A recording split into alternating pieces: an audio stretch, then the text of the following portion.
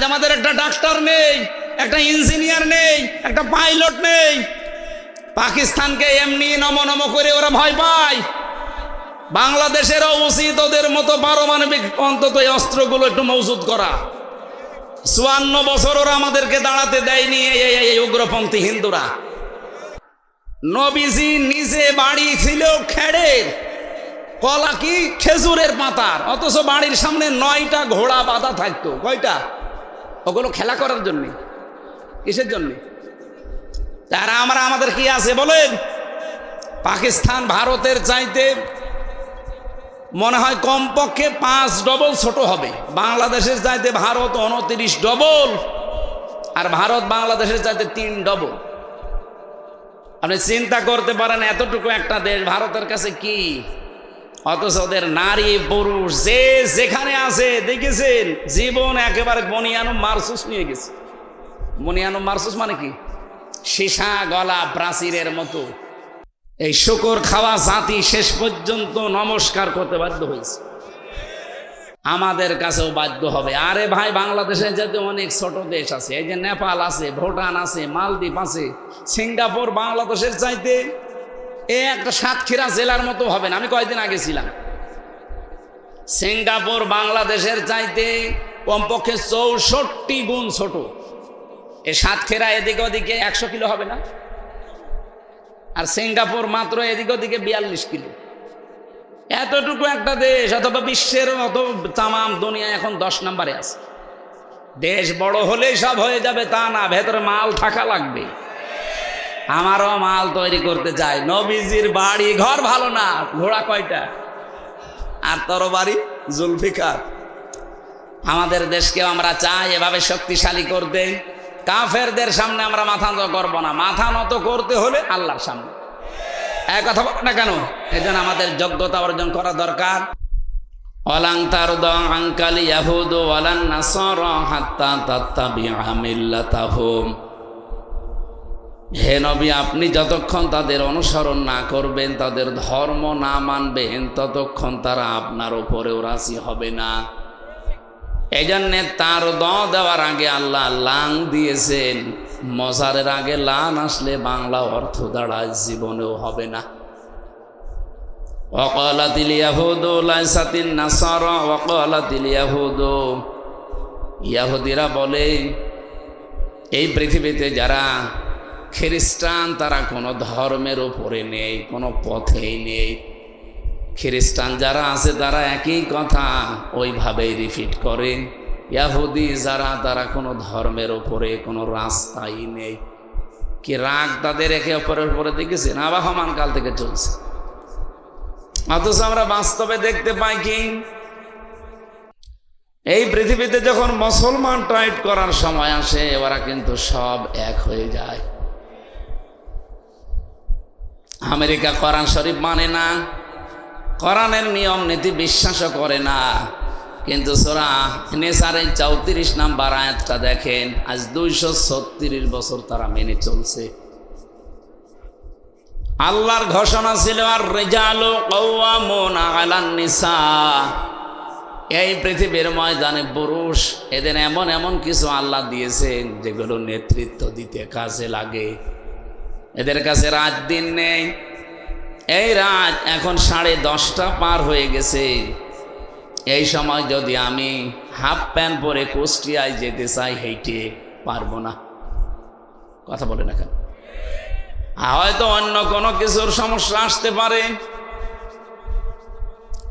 ভূত পেতনি আমরা যেগুলো বিশ্বাস করি না, ভূত পেতনি বলে কিছু নেই। জিন আছে, জিন পরি আছে। এগুলো হয়তো ভয় দেখাতে পারে, আপনাকে ক্ষতি করতে পারে রাস্তায় রাতের বেলা, অথবা চোর ডাকাতে ধরতে পারে। কিন্তু আমার শারীরিক কোনো ক্ষতি হয়ে যাবে এরকম কোনো ভয় কোনো পুরুষ মানুষের পক্ষ থেকে অন্তত আমাদের আছে বলেন? কিন্তু আমার মতো 30 বছরের একটা যুবতী মেয়েকে হাফ প্যান্ট পরে আপনি কুষ্টিয়ায় যেতে বলেন তো এখন ওর বাপ পারবে? আর যদি যেতেও চাই ওর কিছু থাকবে? আল্লাহ পুরুষ মানুষকে এমন কিছু আলাদা জিনিস দিয়েছে যেটা মেয়েদেরকে দেয়নি। আবার মেয়েদেরকে আল্লাহ এমন কিছু দিয়েছে যেটা পুরুষকে দেয়নি। এই জন্য যার যার জায়গায় তার মর্যাদা আমার আল্লাহ ঠিক করে দিয়েছেন। এই যে সন্তানকে দুধ খাওয়ানোর দায়িত্ব, এটা কার? না, বাবা। আপনি আমার সাথে বেশি বলছেন। সূরা বাকারা 2 নম্বর পারার 17 নম্বর পৃষ্ঠার 1 নম্বর লাইনের 233 নম্বর আয়াতের প্রথম অংশে আছে, ওয়াল ওয়ালিদাতু ইরদি'না আওলাদাহুন্না হাওলাইনি কামিলাইনি লিমান আরাদা আইয়ুতিম্মার রাদা। এখানে শব্দটা কিন্তু মুযাক্কার, পুরুষবাচক শব্দ। আল্লাহ পুল্লিঙ্গ ব্যবহার করেছেন, লিমান আরাদা আইয়ুতিম্মা। এই পৃথিবীর ময়দানে 2 বছর কমপক্ষে দুধ খাওয়ানোর দায়িত্ব এটা বাবার। কার?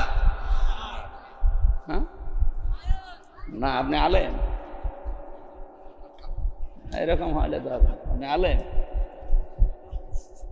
হাফেজ। শুধু শব্দের দিকে খেয়াল করতে বলছে, আপনি দেখেন না পাশে আলেম বসে আছে।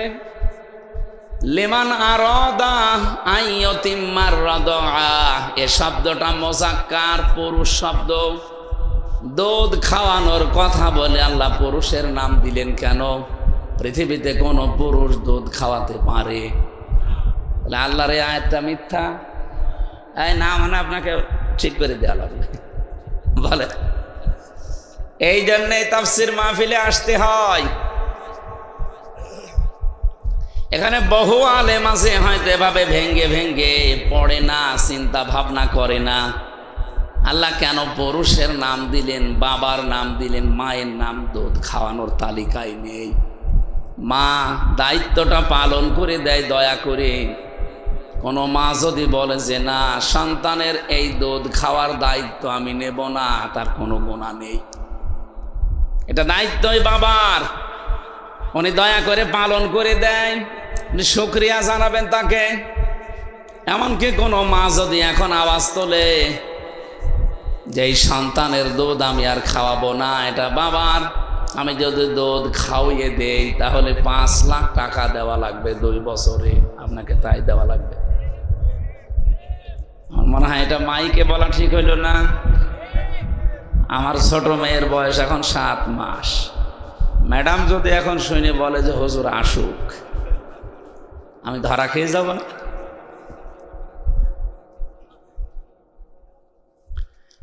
বাবাকে আল্লাহ রাব্বুল আলামিন সন্তানকে প্রতিপালন করা, বিশেষ করে পেটে রাখা, ডেলিভারির যে কষ্টটা সহ্য করা, বিজ্ঞান এখন প্রমাণ করছে কষ্ট পরিমাপ করতে হলে একটা যন্ত্র আছে। এটা আপনাকে যদি আমি মাপতে বলি, আপনি এটা মাপ দিতে পারবেন না। এই স্টেজ মাপ দিতে পারবেন না। এটা ফিতা দিলে আপনি মেপে দেবেন যে কয় গজ আছে এখানে। এখন যদি বলি এই যে এই বোতলে একটু পানি আছে, মেপে দেন, ওটা আপনি ফিতা দিয়ে মাপবেন। ওটা মাপার আলাদা যন্ত্র নেই। লিটার লাগবে, ওইটা সিসি লাগবে। পৃথিবীতে প্রতিটি জিনিস পরিমাপ করার জন্য যেমন আলাদা যন্ত্র আছে, এই যে কষ্ট পাই আমরা, এই কষ্ট পরিমাপ করার জন্য একটা আলাদা যন্ত্র আছে, ইউনিট বলা হয়। আপনারা জানেন কয়েকদিন আগে এই যে পলাশ সাহা এএসপি, উনি পারিবারিক জীবনে মানসিক যন্ত্রণা সহ্য করতে না পেরে লোকটা আত্মহত্যা করেছে নিজের অস্ত্র দিয়ে, এবং লিখে রেখে গেছে চিরকুটে, আমার মৃত্যুর জন্য কেউ দায়ী না, জীবনের ওপরে বিতৃষ্ণা এসে গেছে, আমার জীবন আর ভালো লাগে না, সাধ্যের বাইরে চলে গেছে কষ্টটা। বিজ্ঞানে কষ্ট মাপ দিয়েছে যে কতটুকু কষ্ট পেলে একজন মানুষ মরে যায়। এ পৃথিবীতে যত শক্তিশালী পুরুষ আমরা আছি, সর্বোচ্চ 45 ডিগ্রি কষ্ট যদি কাউকে দেওয়া হয়, 45 ইউনিট কষ্ট পেলে লোকটা মরে যাবে। শখে হোক আর কষ্টে হোক, ভেতরে তার আর সহ্য করার মতো কোনো ক্যাপাসিটি 3.5 হাত বডিতে 2 কোটি কোষ আছে। এই কোষগুলো আর ধারণ করতে পারবে না, শেষে মরে যাবে।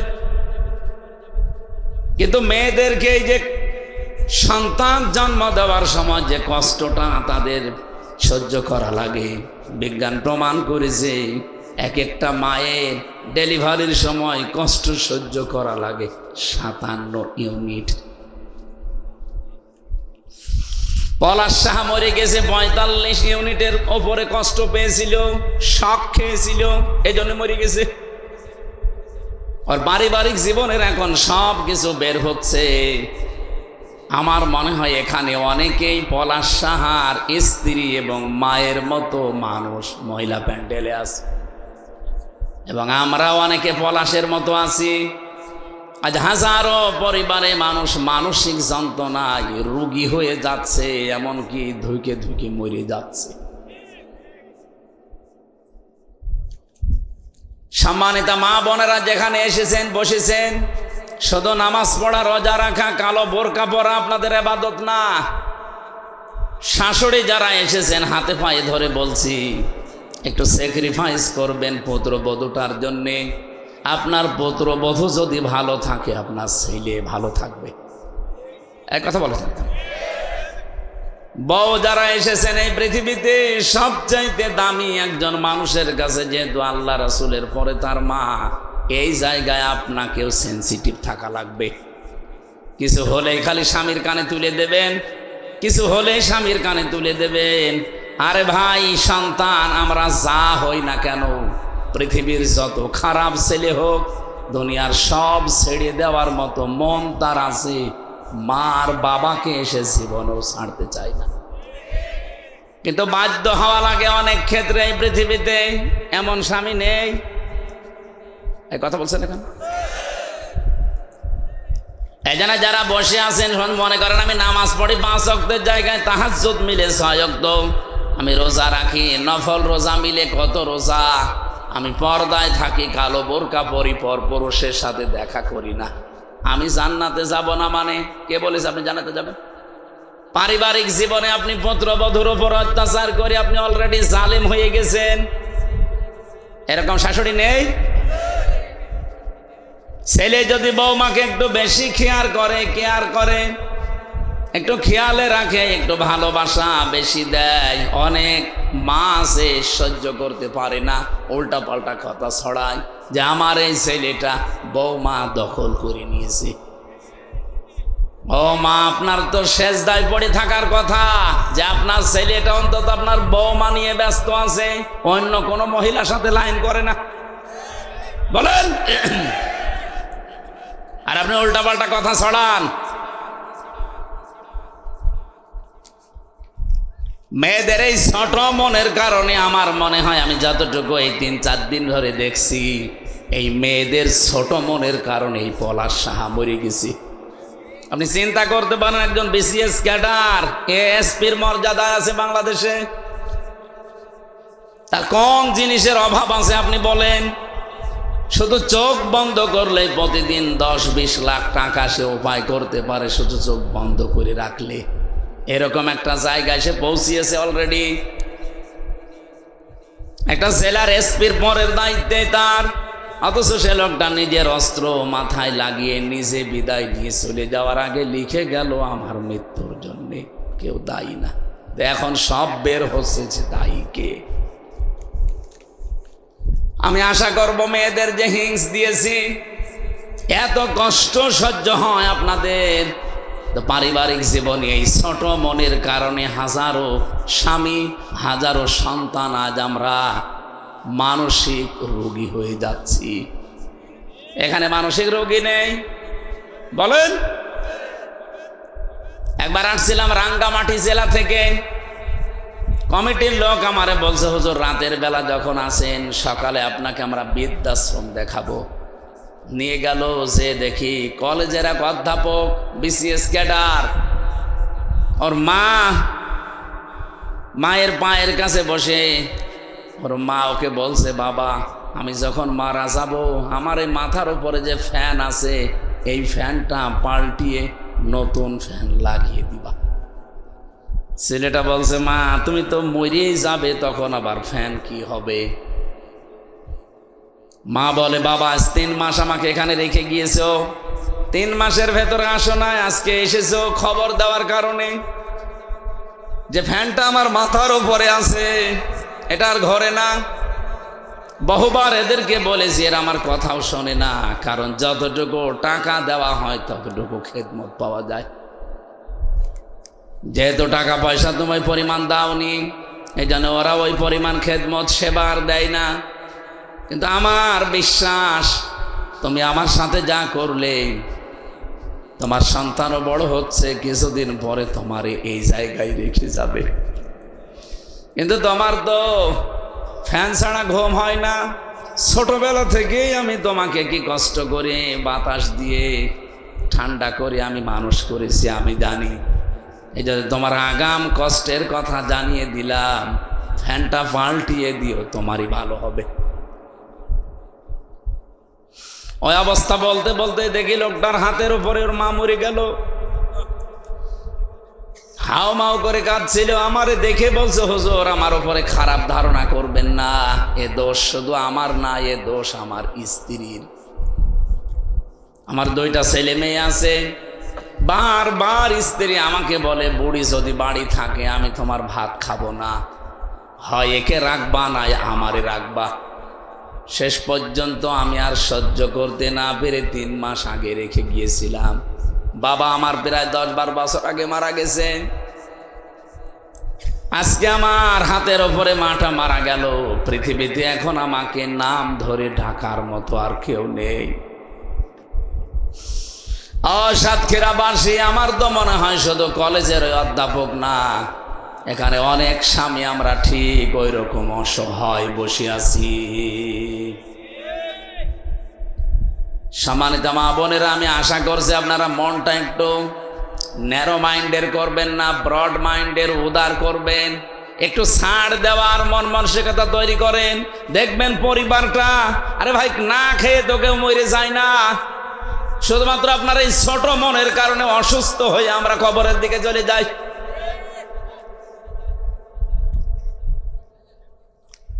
আমি কষ্টের বর্ণনা দিতে গিয়ে পর্যন্ত এসেছিলাম মেয়েদের যে কষ্টটা। যদিও দায়িত্বটা বাবার, পৃথিবীতে দুধ খাওয়ানোর দায়িত্ব মায়ের না, মা দায়িত্বটা পালন করে দিচ্ছে, এজন্য তাকে ধন্যবাদ দেবেন, শুকরিয়া জানাবেন। যেহেতু আমাদেরকে আল্লাহ ওই জিনিসপত্র দেয়নি, এই জন্য সন্তানের দুধ খাওয়ানোর দায়িত্ব মায়ের। যদি আমাদের ওইটা দিত, আমাদেরই পান করানো লাগতো, কারণ লিমান আরো আদা এটা মোজাক্কার শব্দ। সাতক্ষীরাবাসী, এবার আসেন যে কথা বলতে চাই। মায়ের এই কষ্টের পরে 3 নম্বরে দুনিয়াতে কমপক্ষে দুধ খাওয়ানো লাগে 2 বছর। পেটে নেওয়া, ডেলিভারির কষ্ট, দুধ খাওয়ানো, তামাম দুনিয়ায় এত কষ্ট কোনো পুরুষ মানুষ আজ পর্যন্ত করে নাই, করেছে? তার জায়গাটা আমার আল্লাহ আলাদা করে দিলেন 2 জনের। মায়ের জায়গা আলাদা, বাবার জায়গা আলাদা। মায়ের মর্যাদা 3 গুণ আমার আল্লাহ বাড়িয়ে দিয়েছেন কোরআনে কারিমে সূরা আহকাফের 15 নম্বর আয়াতে। হামালাতুহু উম্মুহু কুরহা ওয়া ওয়াদাআতুহু কুরহা ওয়া হামলুহু ওয়া ফিসালুহু 30 শাহরা।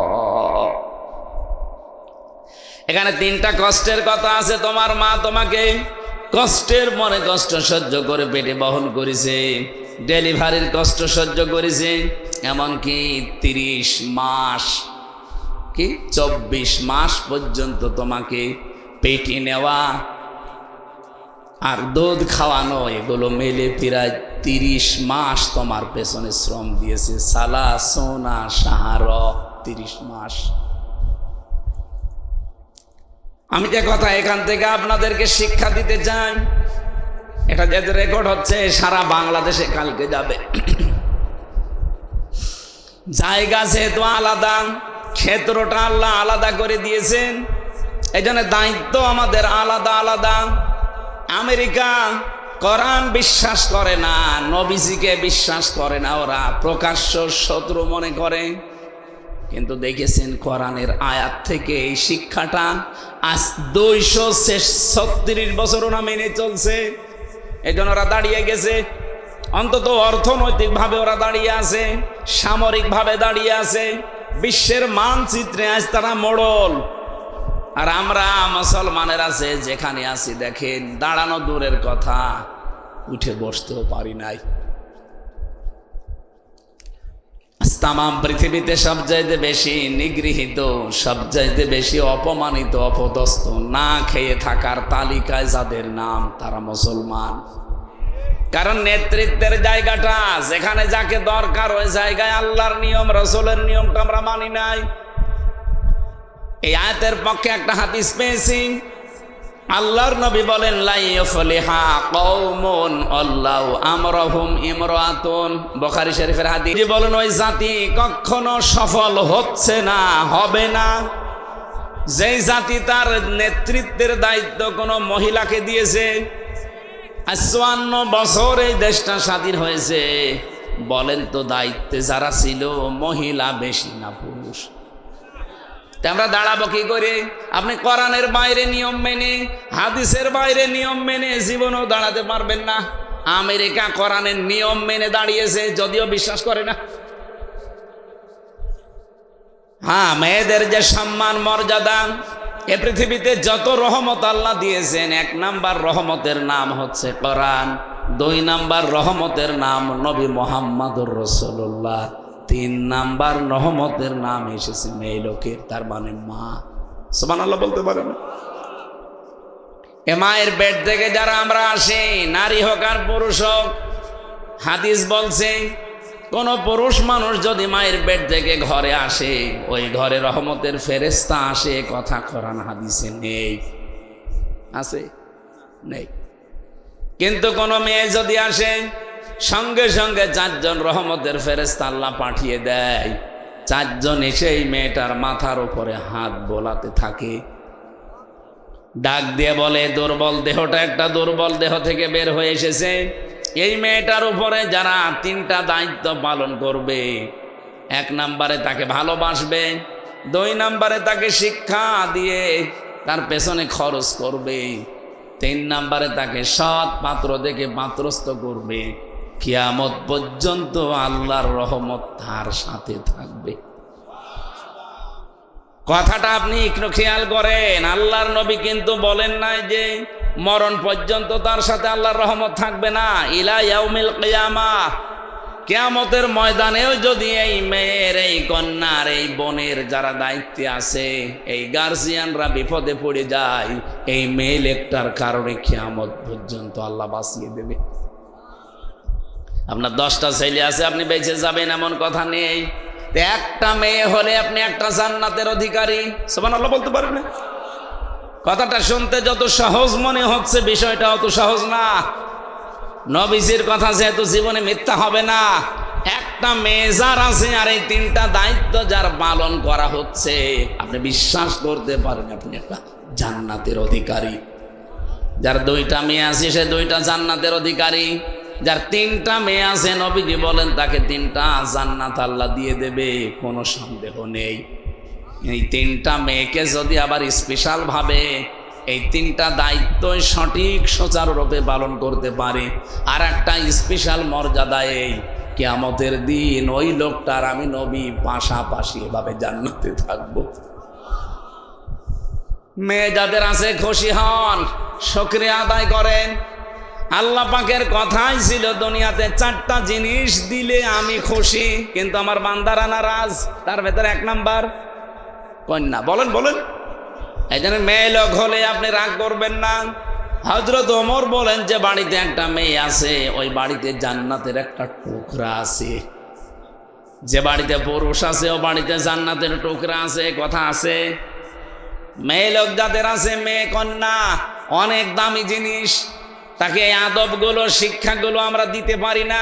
এই জন্য পরবর্তীতে সাংসারিক জীবনে যে সে একটা বোঝা হয়ে যায়, সে একটা ঝামেলা হয়ে যায়, হয় স্বামীর জন্যে, শাশুড়ির জন্যে, পরিবারের জন্যে। আমার কথার অর্থ বোঝা গেছে? দুই নম্বরে পৃথিবীতে সবচাইতে বড় রহমতের নাম, যেটা আল্লাহ বেশি খুশি হন, তার নাম বৃষ্টি। কি বলেন বলেন? এই যে বৃষ্টি বন্ধ হয়ে গেছে এত গরমে। গতকালকে আমি ছিলাম বাগেরহাটে, পরশুদিন ওই জায়গায় আমি দেখেছি প্রায় 49 ডিগ্রি চলছিল বাগেরহাট মংলাতে। চিন্তা করতে পারেন, বাংলাদেশের মতো জায়গায় 49 ডিগ্রি মানে কি? সৌদি আরবে 42, 43, 45 ডিগ্রি হলেই মানুষ আর বাইরে বের হতে চায় না। পরশুদিন দেখলাম চুয়াডাঙ্গায় কে যেন উঠানের উপরে ডিম ভেজে খাচ্ছে এই সূর্যের আলোতে। কি তাপ!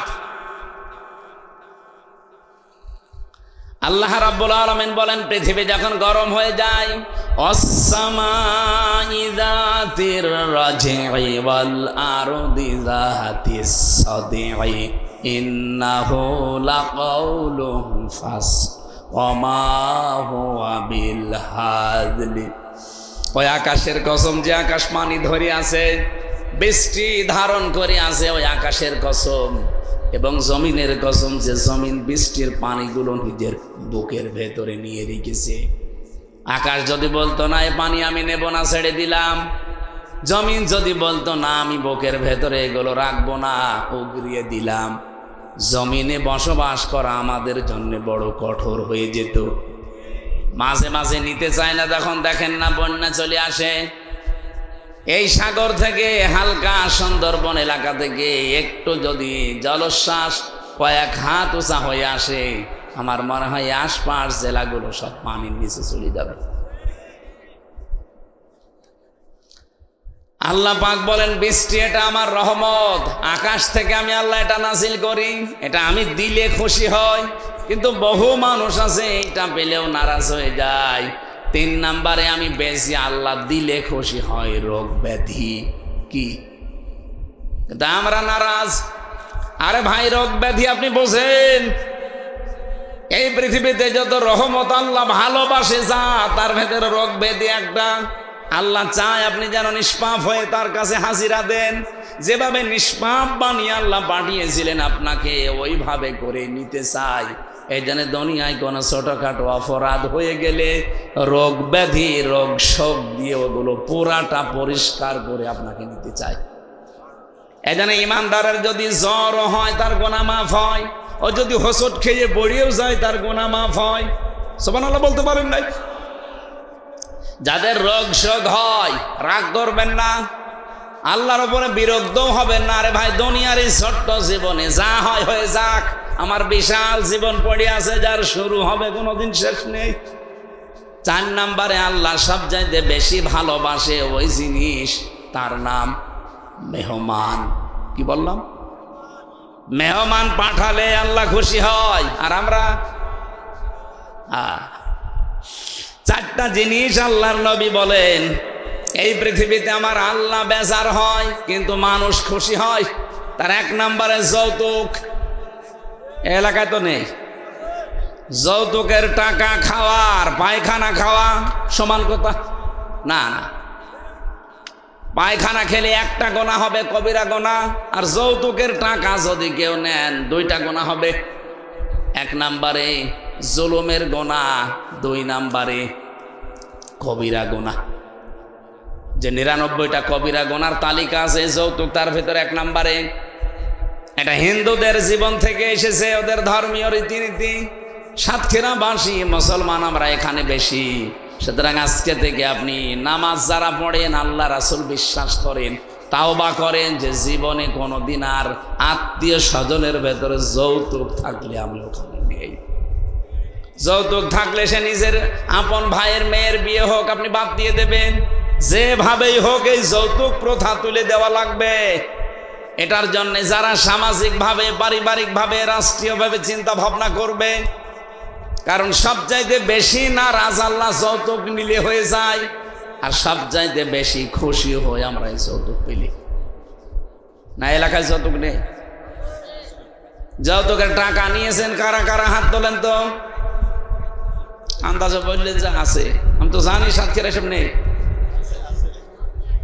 আরে ভাই আপনি কি নামাজ পড়েন আমি তো বুঝি না, কিসের রোজা রাখেন? এটা যদি আপনি হারামটাই খান তাও পায়খানা খাওয়ার চাইতেও ডবল গুনাহ। বলেন নাউজুবিল্লাহ। 2 নম্বরে বিশ্ব নবী বলেন এই পৃথিবীতে আল্লাহ সবচাইতে বেশি নারাজ হয় গীবত করলে, আর মানুষ গীবত করে খুব খুশি। গীবত মানুষের কাছে ঘি ভাতের মতো লাগে। বাংলাদেশে গীবত তো আছে, সবচাইতে বড় অপরাধ গীবতের উপরে যেটা তহমত, ওইটা বেশি। এই কথা বলেন না কেন? এই বাংলাদেশে এখন সবচাইতে বেশি গীবতের চাইতে তহমতটা। এই যে মাহফুজ আলম নামে যে লোকটা, একটা অসুস্থ মানুষ, একটা অবৈধ উপদেষ্টা। এই জন্য আমার প্রথম কথা কি ছিল যে উপদেষ্টা পরিষদ বোরাটা ভেঙ্গে দেন, কোনো দরকার নেই ছাতাগুলো চেয়ারে বসিয়ে টাকা দেওয়া। এদের কেন সরকারি টাকা দিয়ে তেল কিনে দেওয়া লাগবে, গাড়ি দেওয়া লাগবে, কোয়ার্টার দেওয়া লাগবে? কোন কারণে? কোনো দরকার নেই এগুলো। চেয়ারম্যান ছাড়া, মেম্বার ছাড়া, মেয়র ছাড়া, এমপি ছাড়া যদি দেশ চলতে পারে, উপদেষ্টা ছাড়াও চলবে, কোনো অসুবিধা নেই। খালি যে 2 জনের নাম বললাম, 2 জনকে বসিয়ে রাখেন, একজনকে রাষ্ট্রপতি, একজনকে প্রধানমন্ত্রী, ঠিক দেশ চলবে। আর পাশাপাশি যেহেতু যারা জীবন দিয়ে গেল, তাদের জীবনের উদ্দেশ্য ছিল যে আমরা বৈষম্য চাই না। আর পৃথিবীতে বৈষম্য দূর করার জন্য আল্লাহ যেটা দিয়েছেন তার নাম কোরআন। ইন্নাল্লাহা ইয়া'মুরু বিল আদলি ওয়াল ইহসান। অবশ্যই আমি আল্লাহ তোমাদের সবাইকে নির্দেশ দিলাম ন্যায় বিচার কায়েম করো। কি বিচার? এই যে আদল শব্দটা আল্লাহ দিয়ে আরম্ভ করলেন। আদল কি? তাফসিরে আমি ফি জিলালিল কোরআন আর খাজেনে পড়েছি। আদল 3 প্রকার। মামান আল আদাল লুগাতান শারহান। 1 নম্বরে মানুষ আদল করবে, ন্যায় বিচার করবে আল্লাহর সাথে, যেটা রূহের জগতে স্বীকৃতি দিয়ে এসেছিল। মানুষ সবাই আমরা বলে এসেছি বলো বালা, হে আল্লাহ তুমি আমাদের রব। এই কথাটা যেন মরণ পর্যন্ত ঠিক থাকে, এইটার নাম আল্লাহর সাথে আদল। কথা বোঝা গেছে? আপনি নিজের থেকে বলেন তো আল্লাহর সাথে আপনার আদল হচ্ছে না? আল্লাহ যখন বলেছিলেন আলাস্তু বিরাব্বিকুম, আমি কি তোমাদের রব না? সবাই বললাম ক্বালু বালা, অবশ্যই আপনি আমাদের রব। তো দুনিয়ায় এসে যখন রবের বিধানগুলো আপনি মানেন না, তখন আল্লাহর সাথে অবিচার হয় না ন্যায় বিচার? বলেন বলেন, অবিচার হচ্ছে। অথচ এই মানুষটা এখন মারা যাক, আমি এখন এনারে কবরে দিয়ে আসলে ওনাকে ফেরেশতা বলবে মার রব্বকা, তোমার রবকে। উনি তো বাঙালি মানুষ, একবারে বলে ফেলবে রব্বি আল্লাহ, আমার রব আল্লাহ। ফেরেশতা কিন্তু উল্টা প্রশ্ন করবে, ওই রব আল্লাহ মানে? রব মানে কি? রবের 19টা অর্থ আছে, সামারাইজ করে 5টা বলেছি আমি। রব মানে 1 নম্বরে সৃষ্টিকর্তা। রব মানে আইনদাতা। আন্দাজে যে একবারেই বলে ফেললে আমার রব আল্লাহ। যে দেশে বাস করতে 56,000 বর্গ মাইলের বাংলাদেশে রবের কোন আইনটা ছিল একটু বলো দেখি। আমার মনে হয় বাংলার বহু মানুষ কবরে গেলে ধরা খাবে। আমার কথা বুঝতেছে? হচ্ছে না আমাদের। আমি আপনাকে বাঁচাতে চাই, রব আগে ঠিক করেন। তাহলে আল্লাহর সাথে আদল 1 নম্বরে নেই। 2 নম্বরে রাসূলুল্লাহর সাথে আদল। আল্লাহর নবীর সাথে ন্যায় বিচার কি? বিশ্ব নবী তার 63 বছরের কমপক্ষে 23টা বছর আমাদের জন্য আদর্শ রেখে গেছেন। আপনি যদি আগের 40 বছর না মানেন অসুবিধা নেই, কিন্তু বাকি 23 বছর নবুয়তের জিন্দেগির 1 সেকেন্ডও যদি কেউ অস্বীকার করে, বলে না এত ঝামেলা করা যায়, সঙ্গে সঙ্গে লোকটা বেঈমান। বাংলাদেশে বহু মানুষ নবীজির 13 বছরের জীবন মানতে চায়, মক্কার জীবনটা, কিন্তু মদিনার জীবন উনি 10 বছর কোরআন দিয়ে রাষ্ট্র চালিয়েছেন। এটার কথা বললে কেমন যেন রাজনীতি মনে করে। আপনার 13 বছরের কথা বললে খুব ভালো লাগছে, ওই 13 বছর নবীজির জীবনী, বাকি 10 বছর নবীর জীবনে ছিল না। তাহলে ওনাকে যদি ন্যায় বিচারে আনতে হয়, মাস্ট বি আপনাকে তার উপরে আদল করতে হলে পুরা 23 বছর মানা লাগবে। আর 23 বছর আমরা যখন পুরাটা মানতে চাই, তখন আমাদের পেছনে কাঠি দেয়। 3 নম্বরে মানবতার সাথে ন্যায় বিচার হচ্ছে না। এটাও আমি যে তহমতের কথা তুললাম কেন জানেন? বাংলাদেশে একটা মাজলুম দল, আপনি কি মনে করেন আমি জানি না, জামাত ইসলামী একটা মাজলুম দল না? তাদের উপরে এই মাহফুজ আলম নামে এরা কোলাঙ্গারি বলা দরকার। এ শয়তান যে কথাগুলো লিখে লিখে পাঠাচ্ছে, একটাও কি এদের উপরে যায়? সবগুলো তার প্রতিহিংসা। এখন প্রমাণ পাচ্ছি সে নাকি লক্ষ্মীপুরে এমপি দাঁড়াবে, কিন্তু সেখানে যিনি আছেন তার আসনে, তার ধারে কাছেও সে যেতে পারবে না। জামাত ইসলামী মনোনীত ওই জায়গায় যিনি আছেন ডক্টর রেজাউল করিম, আপনি সে যদি 100টার 90টা ভোট পায়, এ মনে হয় 9টাও পাবে না। এর মাথা এমনি খারাপ হয়ে যায়নি। যে তহমত গুলো, দোষগুলো একটা দলের উপরে আপনি লাগিয়ে দিলেন, 54 বছর আগের ইস্যু টেনে এনে জাতির ভেতরে এখন আপনি কালার করতে চান। জাতি আজ 54 বছরে দেখে ফেলেছে বাংলাদেশে সত্যি সত্যি চরিত্র ভালো কাদের।